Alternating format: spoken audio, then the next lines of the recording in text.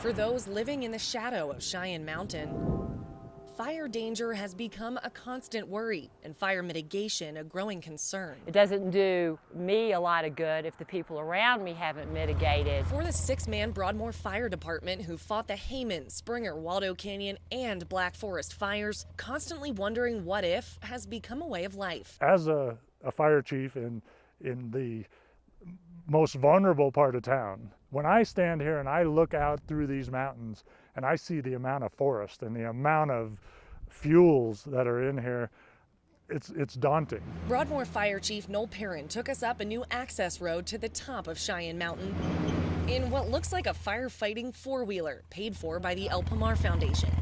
This vehicle was specifically spec'd out to access the backcountry behind the Broadmoor.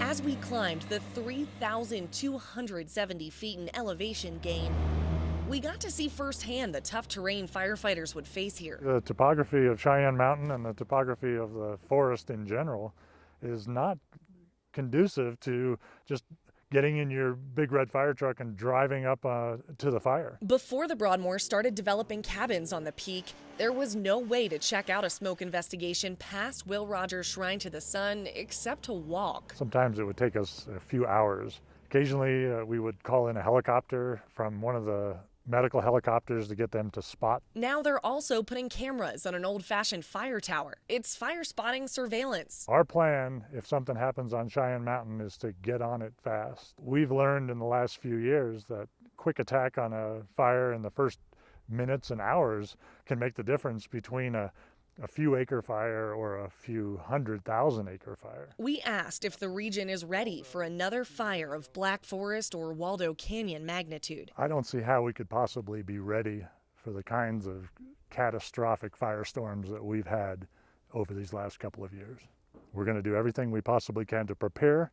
We're going to train, regionalize all of our assets, but I can't stand here and say that we're ready for that kind of fire behavior. Beside equipment and training, in order to avoid another devastating wildfire, resident awareness is key. Mitigation is normally done through the years by a natural forest fire.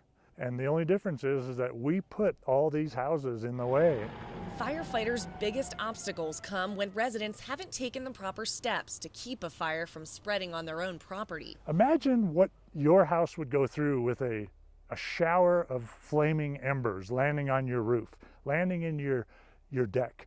If your gutters are filled with pine needles, then your house will not survive. That's why we see maps like this after fires. Some homes consumed, others spared. Following a fire front, those burning embers have been known to travel miles. Most damage to a wildland fire happens after the fire front goes through. We look at your house and we say, would it survive on its own? Would your house survive if those flaming embers were falling onto the roof? The fire department pointed out Lisa's home as one that was well mitigated. They thought the Broadmoor area would be where it would happen, as opposed to where it did happen. She's encouraged neighbors to take initiative too. I just feel like it's a team effort that everybody in the area needs to be aware of it. Like Ann next door. She removed more than 200 trees from her yard that otherwise would have been fuel. I just wanted to make sure that my family was safe, and I really do feel that this is going to make a huge difference. But when those who have done the work in her neighborhood see yards that look like this, they say it's a disaster waiting to happen. I mean, it's frustrating. It's frustrating because it affects everybody. She says, unfortunately, no one has the ability to enforce mitigation, not even Chief Perrin. They're within their rights not to do it, but it just seems like people are putting their heads in the sand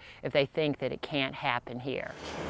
And as another summer of high fire danger approaches, I think people look up here and say it's inevitable that it's going to happen. Word is spreading like wildfire through the neighborhoods beneath Cheyenne Mountain. Everybody's at risk. To prepare for the worst and hope for the best. Until it happens in your backyard, I don't think you appreciate it.